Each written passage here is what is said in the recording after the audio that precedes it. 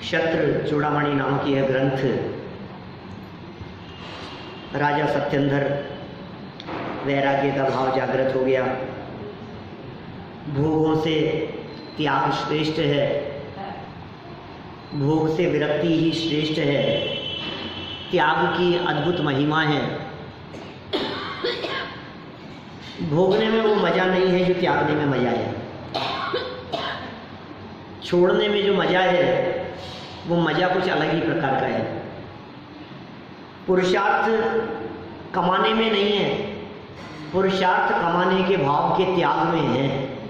सारे जगत के जीवों को कमाने में पुरुषार्थ दिखता है।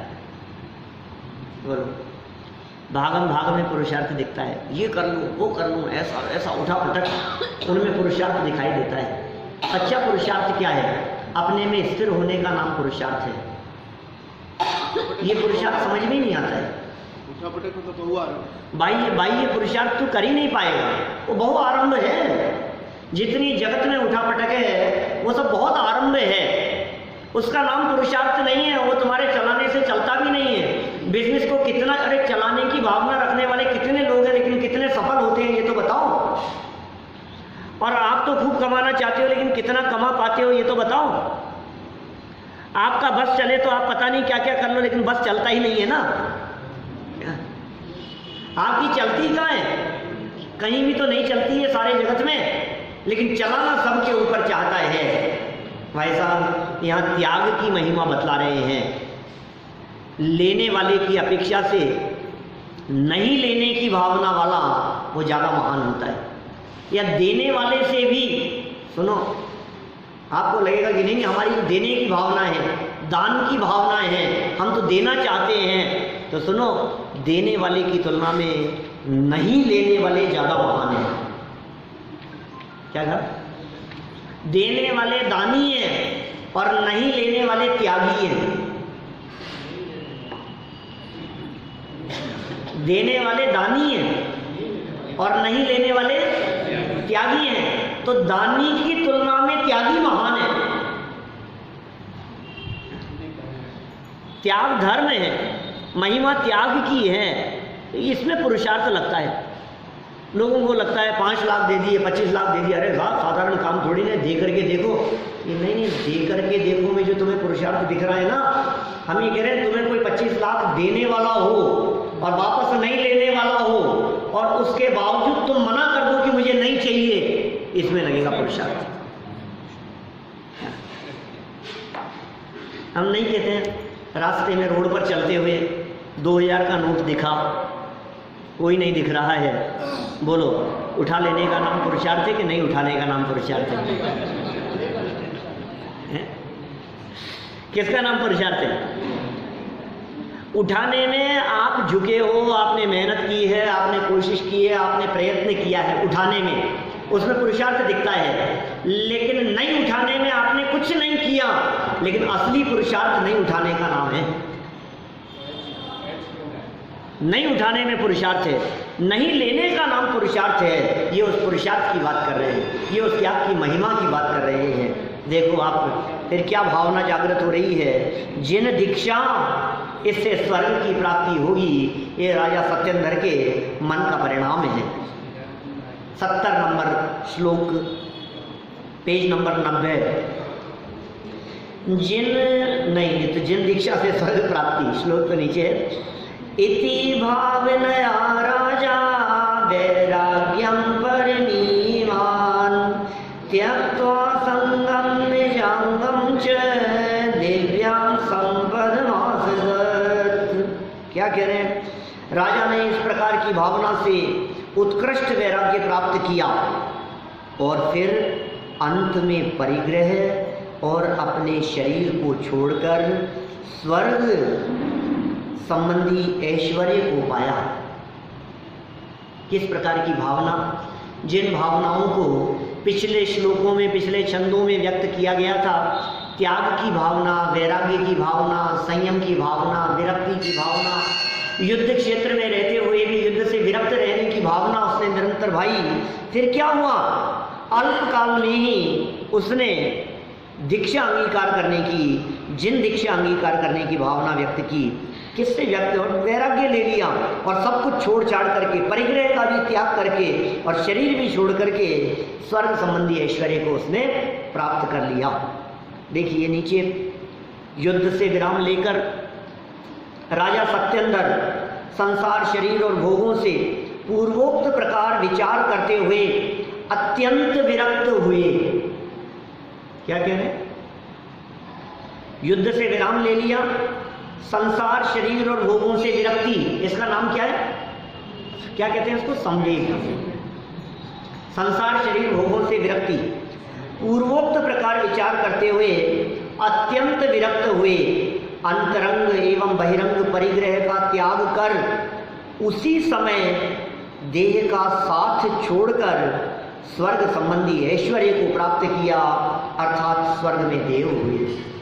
समाधि पूर्वक उनका मरण हुआ, देह का त्याग हुआ और देह त्याग होने के पहले पहले देह के प्रति ममत्व भी टूट गया था। परिग्रह स्वयमेव छूटे, उसके पहले पहले राजा सत्येंद्र ने परिग्रह छोड़ दिया था।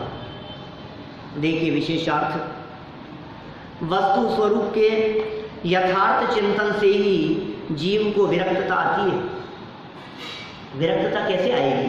देखा देखी नहीं, ये विरक्तता किस तरह से आती है? वस्तु स्वरूप के विचार से विरक्तता आती है, आत्म स्वरूप को गहराई से समझने पर विरक्तता आती है। अंदर में स्वभाव का बल होता है तो बाहर में विभाव का रस फूट जाता है। अंदर में अतीन्द्रिय आनंद प्रकट होता है तो बाहर में भोगों का रस टूट जाता है। प्रभु जी अब ना भटकेंगे संसार में, अब अपनी हो, अब अपनी खबर हमें हो गई। अब तक क्यों भटक रहे थे संसार में, ये बताओ? भूल रहे थे निज वैभव को, पर को अपना माना। ये हो रहा था आज तक। क्या हो रहा था आर्य? भूल रहे थे निज वैभव को, पर को अपना माना और विषय सम पंचेंद्रिय विषयों में ही सुख हमने जाना। अब क्या होगा? पर से भिन्न लखूं निज चेतन। क्या छाड़ा जी साहब? पर से भिन्न लखूं निज चेतन, मुक्ति निश्चित होगी प्रभु जी। अब ना भटकेंगे संसार में, अब अपनी हो, अब अपनी खबर हमें हो गई। ये वस्तु स्वरूप का यथार्थ चिंतन है और इस चिंतन से ही जीव को विरक्तता आती है। तत्व ज्ञान के बिना होने वाला वैराग्य तो रुंधी हुई कषाय ही है। हो क्या कह रहे हैं? तत्व ज्ञान नहीं है और वैराग्य दिख रहा है, रुंधी हुई कषाय है। खोलेंगे देखो क्या कह रहे हैं। सच्ची विरक्ति से स्वयं ही अंतरंग और बहिरंग परिग्रह का त्याग हो जाता है। सच्ची विरक्ति होनी चाहिए। ये तो न मालूम कुछ न कुछ कषाय रख करके दीक्षा ले ली, मांगने वाले बहुत हो गए तो दीक्षा ले लो, छोड़ दो। हमारे यहाँ हिंदुस्तान में संतों के ऊपर कोई कानून नहीं लगता है। नहीं भाई, अंदर में कषाय मिटे, अंदर से विरक्ति और वैराग्य का भाव आए। देखा देखी ग्रहण करने की बात नहीं है। राजा ऋषभदेव के साथ में 4000 राजाओं ने देखा देखी दीक्षा ले ली थी। ऋषभदेव स्वामी के साथ कितने राजा?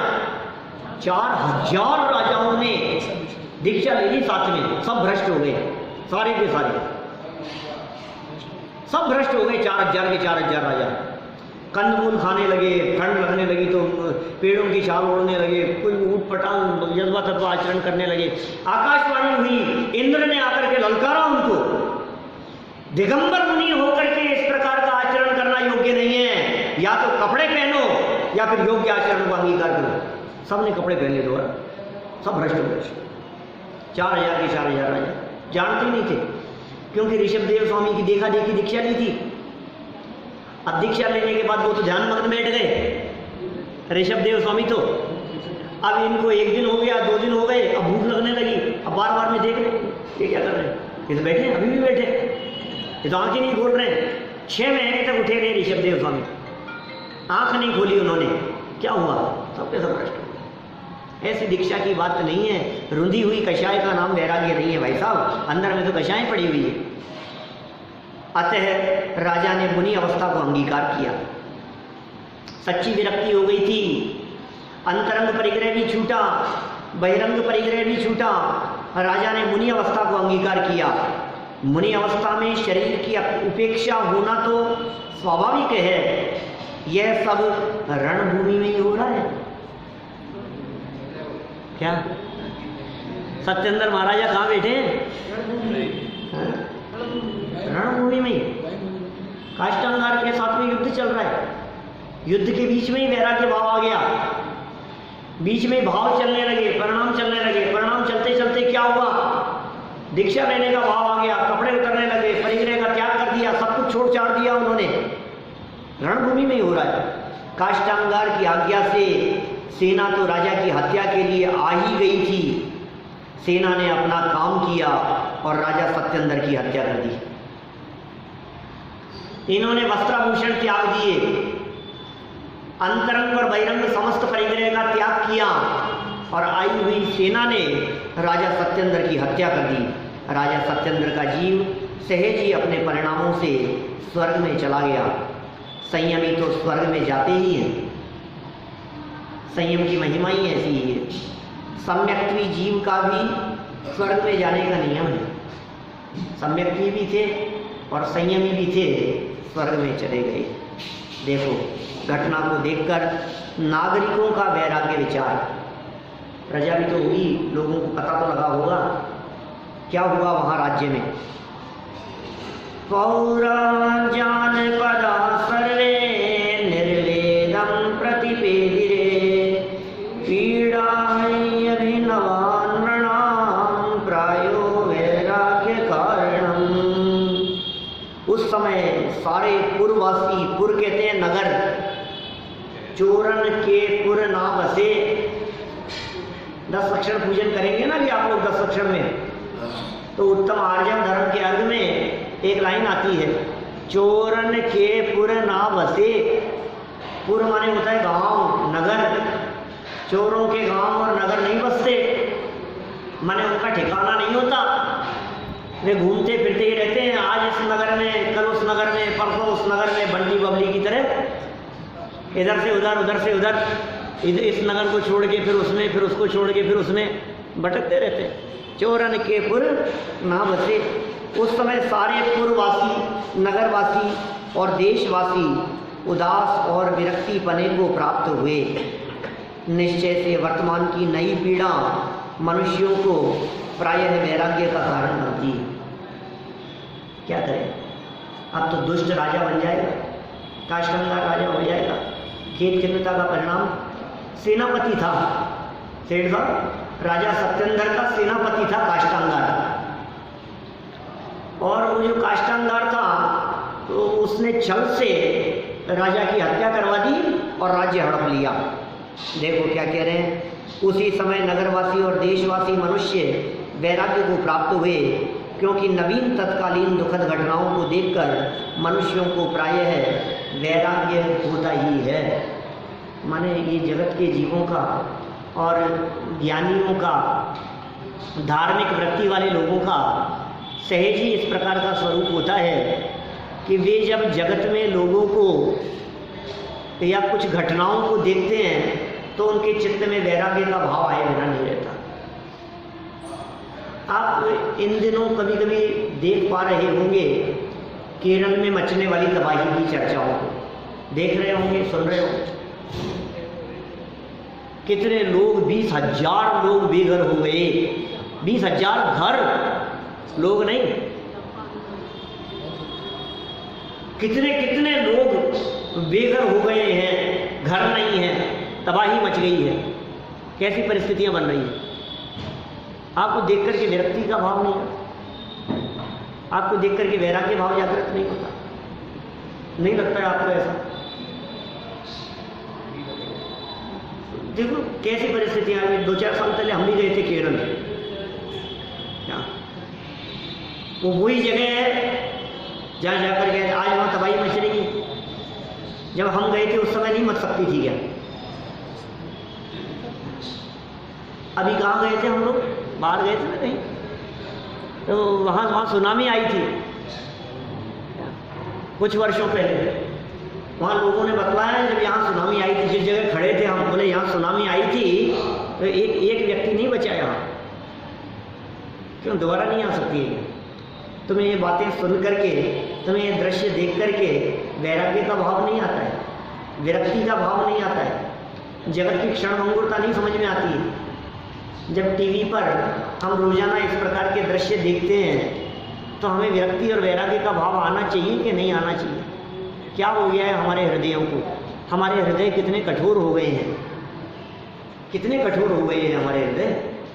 दिखता ही नहीं है, हमारे लगती ही नहीं है कुछ ऐसी परिस्थिति हमारे साथ भी घट सकती है। ये है ना सात्विक का, इसका दोस्त की डेथ हो गई है अभी 5-7 दिन पहले, रक्षाबंधन के दिन।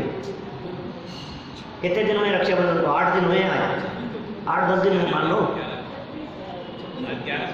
अब बोलो आप, ये छोटा सा बालक और इसके क्लास वाला जो साथ में पढ़ने वाला जो लड़का था ना, डेथ हो गई। क्या कर सकते हो? वो तो फिर बड़ा होगा बहुत। हमारे आर्यव का दोस्त था अभी 1-2 साल पहले, उसकी डेथ हो गई, करंट से मर गया। रोज देख रहे हैं ऐसी घटनाएं। नहीं, लेकिन अपने अपने इकट्ठा करना है ना। अभी तो पेटी भरी नहीं ना हमारी पूरी तरह से। अभी तो बैंक बैलेंस हमारे तो अभी तो समझ में नहीं आता है हमारे, हमारा जीवन कभी पूरा हो सकता है। कितनों को शमशान पहुंचा करके आ गए, लेकिन हमारे को लगता नहीं कि हमें भी जाना है। ये जीवन पूरा होने वाला है। कब कौन सा क्षण अंतिम क्षण होगा? क्या आपकी पुत्री चले गई? क्या मेरी भी सिस्टर की डेथ हुई थी 30 साल पहले। तो ये ऐसा होता है, क्या क्या कर सकते हो आप? किसी के भी साथ कुछ भी हो सकता है। दूसरों को देख देख कर भी यदि ना समझो तो फिर अपने पर बीतेगी तब तो समझने का अवसर ही नहीं मिलेगा। फिर तो समझने का चांस कहाँ मिलेगा बताओ मेरे को? रोड एक्सीडेंट में यदि मारे गए और कभी कब कौन से दंगे हो जाएं। आज तो भारत बंद है ना। क्या बोलो, आपको भरोसा है आपके किशनपुर की दुकान में क्या होने वाला है आज? क्या हो जाए आपके बैठे बैठे? हम तो ये सोच रहे हैं कुछ नहीं होगा और यहाँ से जा रहे हैं और लड़ाई झगड़े और दंगे और सब खत्म, जीवन पूरा हो गया। एक वो जमाना था, प्रथमानुयोग के उस जमाने की बात करता हूं मैं, जिस जमाने में ये जो राजा सत्येंद्र जैसों का जमाना, पुराणों के जमाने की बात कर रहा हूँ। इतिहास जब हम उठा करके देखते हैं, कथाएं पढ़ते हैं, कहानियां पढ़ते हैं, उनमें लिखा हुआ देखते हैं। राजा छत पर खड़ा था और छत पर खड़े खड़े उसने बादलों को देखा और एक महल की आकृति बनी और बैठ करके कुछ डिजाइन बनाने लगा और इतनी देर में देखा तो विघटित हो गए, बादल विघटित हो गए, वैराग्य हो गया। हम ऐसी घटनाएं पढ़ते हैं।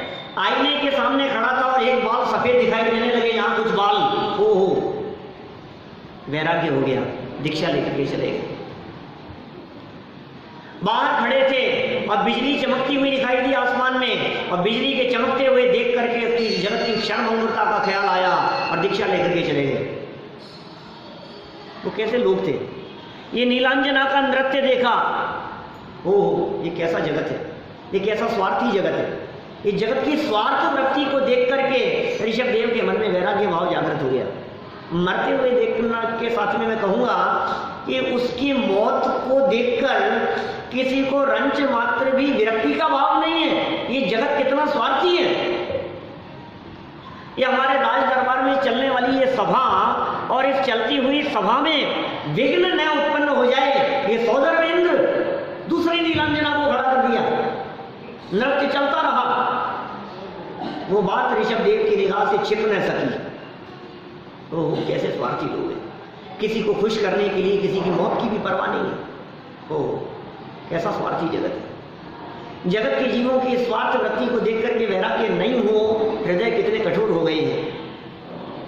टीवी की स्क्रीन पर हजारों लाखों लोगों को रोजाना मरते हुए देखते हैं, लगता ही नहीं, फीलिंग ही नहीं बची है, क्योंकि वो बहुत हद तक तो हम उसमें देखते हैं, पिक्चरों में देखते हैं, सीरियल्स में देखते हैं, तो हमें लगता है असलियत थोड़ी ना है। तो वो दृश्य देख देख करके इतने हैबिचुअल हो गए हैं हम कि जब वो लाइव दिखाई जाती है ना सुनामी की लहरें, तो भी हमारे को वो नाटक जैसा ही दिखता है। हाँ ठीक है, मतलब क्या है, ट्रेन एक्सीडेंट होता है, बाढ़ भूकंप के हालात जब बनते हैं, लाशें इधर से उधर ले जाते हुए, टीवी खोल करके देखो, सारे टीवी चैनल वाले, न्यूज़ चैनल वाले उन दृश्यों को दिखाते हैं। हजारों लोग सेवा के लिए लगे हुए हैं, लाशें एक के ऊपर एक पटकी जा रही है। क्या दृश्य होते होंगे, क्या हालात होते होंगे।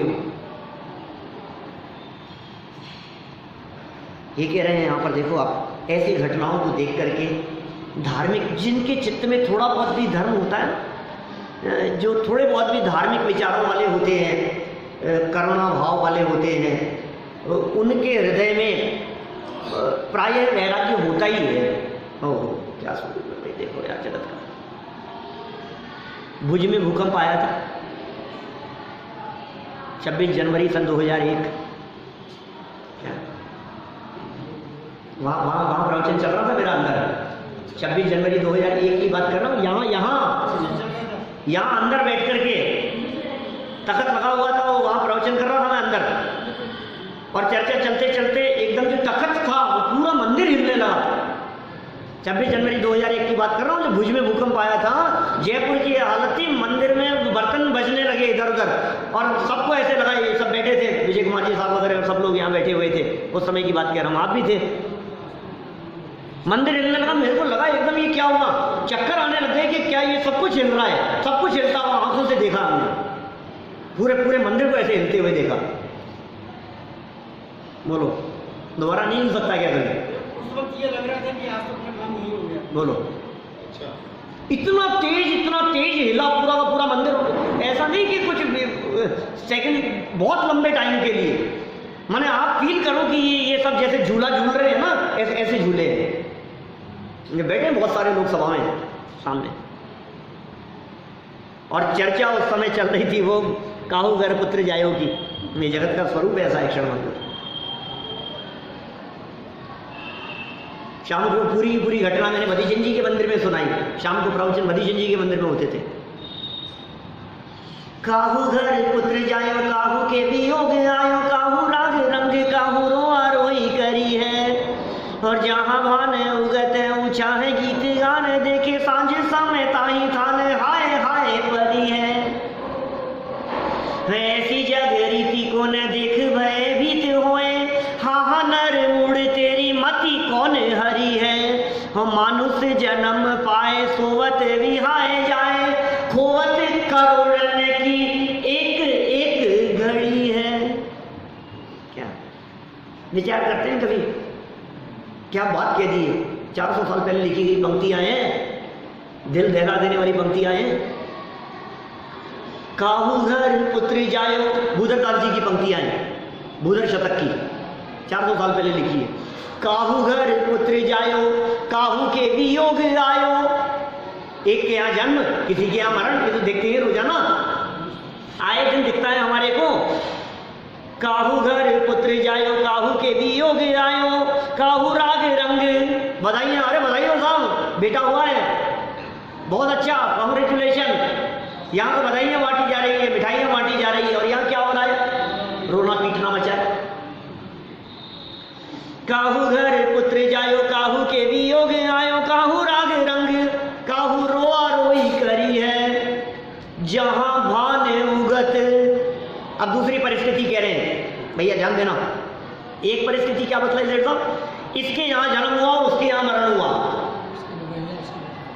है ना। अब दूसरी स्थिति, जहां भान उगत ऊंचा है गीत गाने देखे, सूर्योदय हुआ, उत्साह से गीत गान होते हुए दिखाई दे रहे हैं। सांझ समय ताही थाने, हाय हाय बड़ी है। उसी घर में, एक ही घर में, ऐसे भी तो दृश्य देखे होंगे आपने।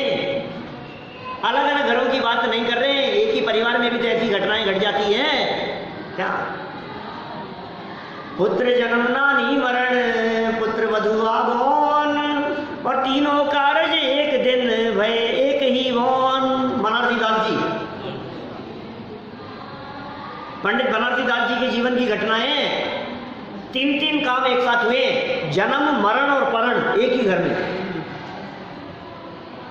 एक ही घर में जहां जन्म हुआ ना, शादी का माहौल था, शादी का प्रसंग था, शादी हो रही थी और शादी के प्रसंग में ही जन्म हो गया किसी का, उसी घर में डिलीवरी होती थी। 400 साल 300-400 साल पहले की बात कह रहा हूँ, बनारसी दास जी की शादी हो रही थी और उसी समय क्या हुआ, जन्म भी हो गया और उसी दिन उसी घर में नानी का मरण भी हो गया। तीनों घटनाएं एक साथ एक ही दिन एक ही घर में देखी हुई। जहां भाने उगत ऊंचाए गीत गाने देखे, सांझ समय ताही थाने, हाय हाय परी है। अरे ये क्या हुआ, इनके यहाँ तो शादी थी, अरे शादी तो थी लेकिन क्या हुआ, एकदम ही दुल्हा मर गया। ये क्या हुआ, पार्टी थी, सारे लोगों को बुलाया था। घटनाएं अपने जैन परिवार की घटना, शिवजी को था कि नशिया में वहाँ पार्टी का आयोजन था, 2-4 साल पुरानी घटना बता रहा हूँ आपको। और सारा सामान सब भोजन वगैरह सब निपटा करके सब निकल गए, सारे लोग सब निकल गए। और जब वो परिवार के सदस्य जब निकल रहे थे तो गाड़ी सामने पार्क की हुई थी, बोले मैं गाड़ी लेकर के आता हूँ, और सामने जाते समय वो दुर्घटना में डेथ हो गई, उन्हीं की डेथ हो गई।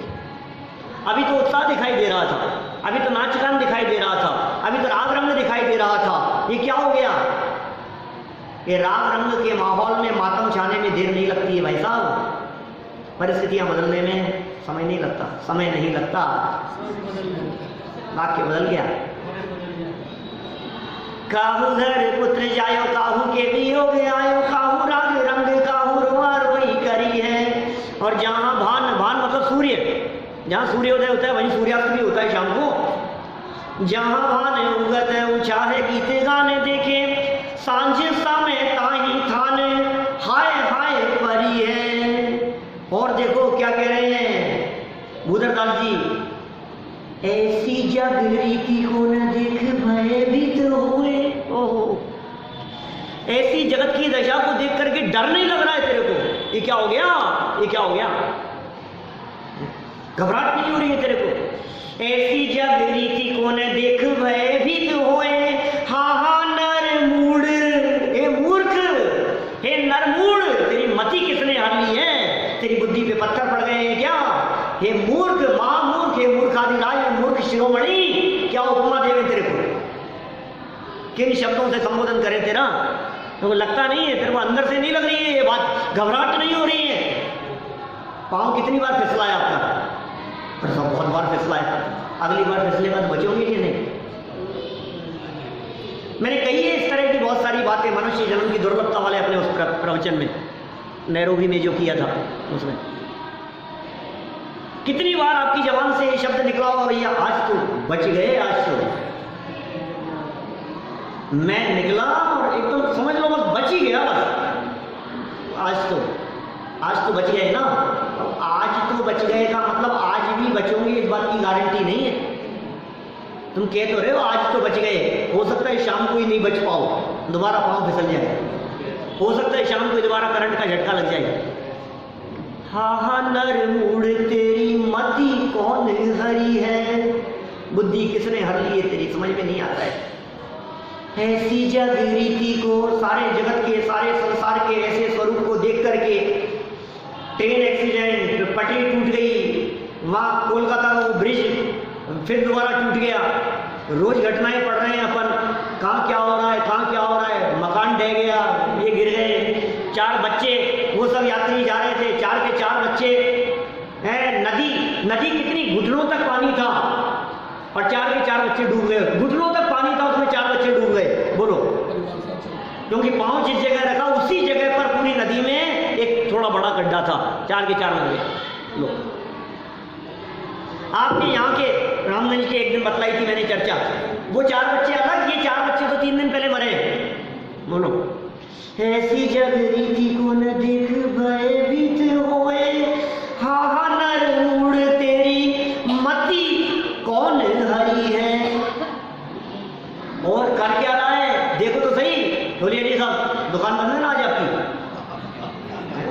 देखो क्या कह रहे हैं, ऐसी जग रीति कौन देख भयभीत होए, हा हा नर मूड तेरी मति कौन हरी है। और मनुष्य जन्म पाए, मनुष्य जन्म प्राप्त किया और क्या कर रहा है, सोवत रिहाए जाए, सोने में जिंदगी जा रही है। खाना और सोना दो ही तो काम है, ये नहीं हो गया और काम क्या है। दिवस गवायो खाए कर, रात गवाई सोए, और भोंदू के भोंदू रहे, चले गांठ की खोए। क्या महावीर जी में चौक में लिखी हुई है पंक्तियां, क्या दिन तो काम गंवा दिया तूने खा पी करके, रात को तो खाते नहीं है, रात तो सोने में जा ही रही है, और दिन किसमें बीत रहा है, खाने खाने खाने खाने में बीत रहा है। सुबह का निपटता नहीं है कि अब क्या लोगे, आप लंच में क्या लोगे, शाम को क्या बनाए बताओ आपके लिए। ब्रेकफास्ट खत्म होता नहीं है कि लंच का टाइम हो जाता है, लंच निपटता नहीं है कि टी टाइम हो जाता है, हाई टी का टाइम हो जाता है, फिर खाना खाना बाजार का खाते नहीं है तो ये बना लो वो बना लो। ये कैसे बनाते हैं घर में, बिस्किट कैसे बनाते हैं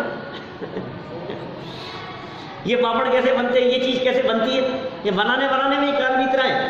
और फिर दिन में और सो ऊपर से, मनुष्य जन्म पाए सोवत विहाए जाए, खोवत करोड़न की एक एक घड़ी है।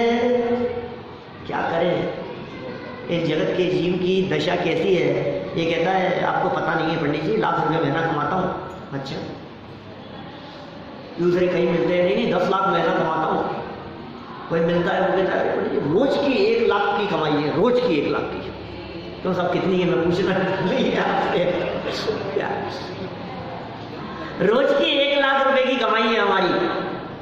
और वो ऐसे बिल गेट्स जैसे क्या हर सेकंड इतनी कमाई है, तो भी कह रहे हैं करोड़ों की एक एक घड़ी है। जिसे तू ये कहता है मैं इतना कमाता हूं, ये ज्ञानी विद्वान ये शास्त्रकारी ये कहते हैं तू कमाई का काम नहीं करता, तू घाटे का सौदा करता है।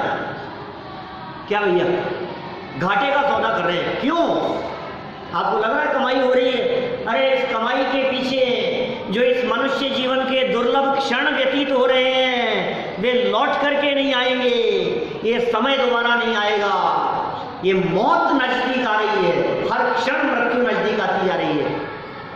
विचार तो करो थोड़ा सा। ये विचार किया इसने बेचारे राजा सत्येंद्र ने, तो विचार करते ही क्या हुआ, वैराग्य भाव जागृत हो गया, दीक्षा ले ली इसने।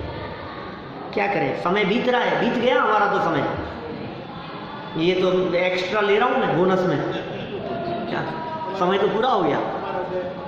चलो विशेषार्थ पूरा कर देता हूँ, ये 3 लाइनें हैं नीचे। सामान्य घटनाओं के अतिरिक्त जब कोई विशेष नई दुखद घटनाएं देखने और सुनने में आती हैं, सामान्य घटनाओं के अलावा जैसे ही कोई घटना हमारे को दिखती है ना, आज तो ऐसा हो गया, ओह पता है आपको वो मर गए, ओह अच्छा, उम्र ही क्या थी उनकी, तो क्या होता है मनुष्यों का मन आंदोलित होता ही है। अतः राजा के अकस्मात मरण का समाचार सुनते ही नगरवासियों के हृदय पर आघात हुआ और उन्हें भी संसार की स्थिति देख वैराग्य भावना जागृत हो गई। हृदय में वैराग्य भाव जागृत हो गया। हमें भी संसार शरीर भोगों के स्वरूप का विचार करके धर्म मार्ग में लग जाना चाहिए। मनुष्य जन्म को सफल सार्थक करने में हमारा उपयोग लगे, इसी भावना से बात को यही